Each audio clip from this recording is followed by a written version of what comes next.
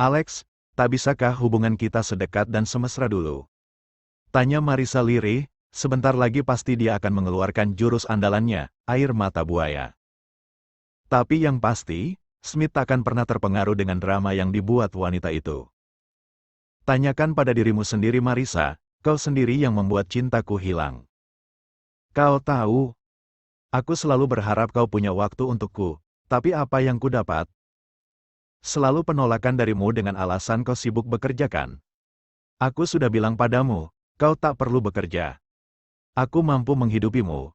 Aku bersedia melakukan apapun demi dirimu, tapi itu dulu. Sekarang aku tak mau mengulang kesalahan yang sama. Aku ingin membatalkan pertunangan kita. Ucap Smith, membuat Marisa membulatkan matanya. Membatalkan pertunangan? Tak semudah itu Smith Alexander. Batin Marisa, dia tersenyum kecut saat mengingat betapa perhatiannya seorang Smith pada gadis oge bernama Amelia. Ada hubungan apa sebenarnya di antara mereka berdua? Terasa sangat mencurigakan. Apa kamu mencintai wanita lain, Smith? Tanya Marisa, matanya menatap manik Smith dengan dalam. Urusanmu apa? Aku sudah menggantikan namamu di hatiku dengan gadis lain, jawab Smith, sekali lagi Marisa tersenyum kecut. Apa gadis itu adalah Amelia? Gadis office girl yang tadi bersamamu? Smith terlihat terkejut, dia memang belum menyadari bagaimana perasaannya yang sebenarnya pada gadis yang sudah hampir sebulan ini menjadi wanita simpanannya.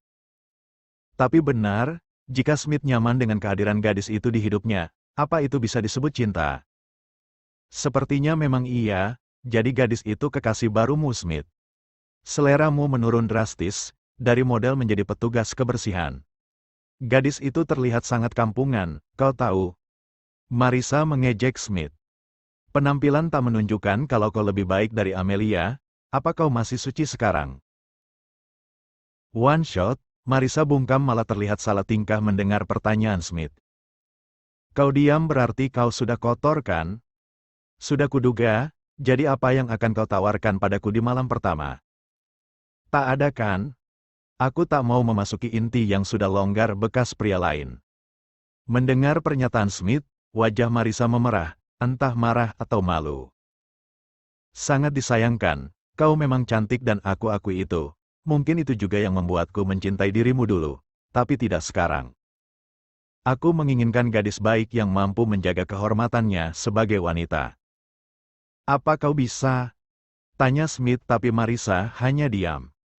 Sepertinya tebakanku benar, sebaiknya perbaiki dirimu dulu sebelum menyalahkan orang lain. Marisa menatap Smith yang terlihat menyeringai, sepertinya tak ada lagi harapan untuknya. Tapi menyerah begitu saja bukanlah gayanya.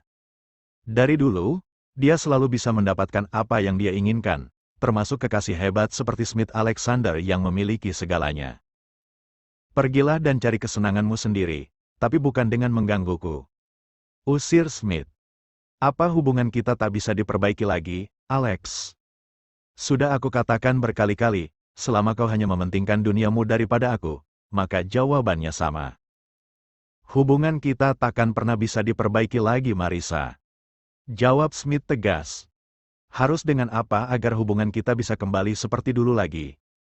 Hentikan niatmu itu, dan cari kebahagiaanmu sendiri dan jangan ganggu aku, karena meskipun kau menangis darah sekalipun aku takkan pernah kembali padamu.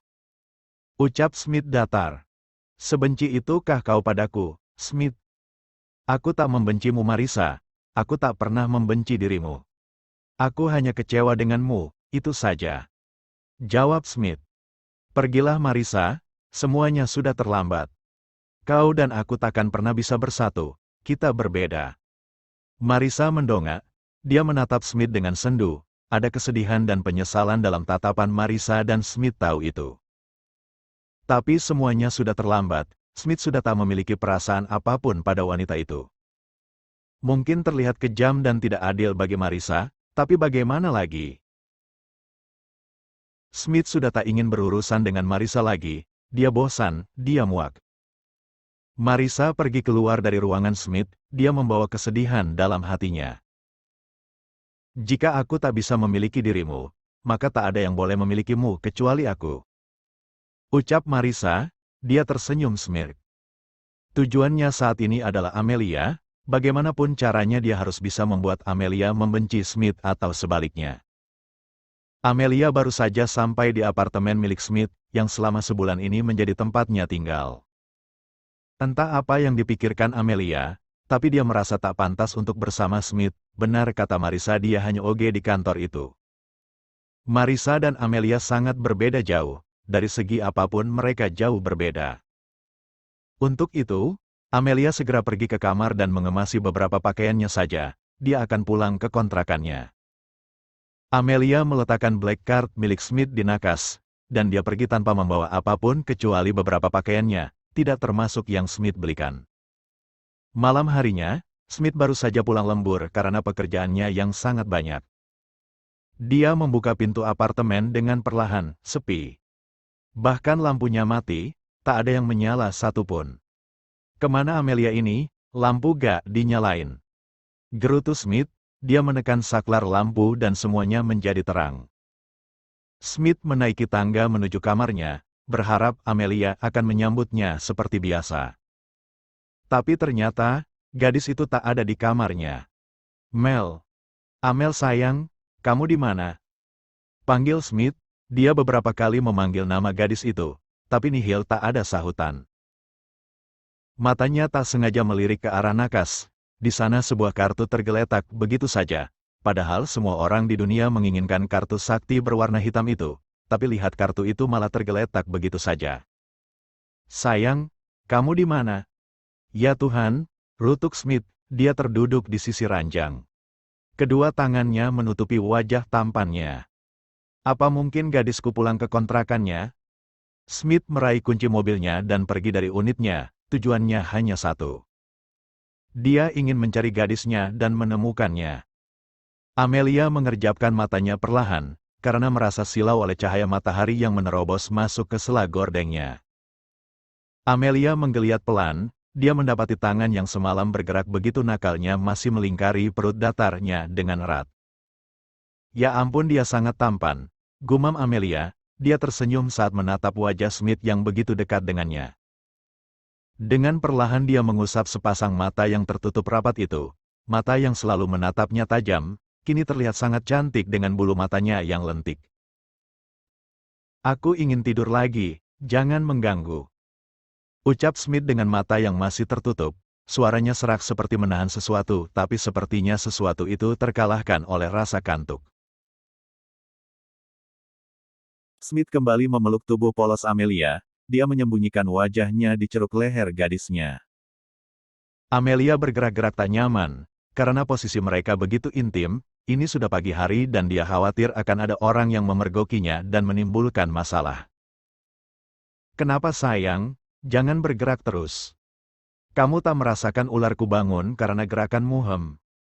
Tanya Smith, kali ini dia membuka matanya dan menatap wajah gadisnya yang terlihat tak nyaman.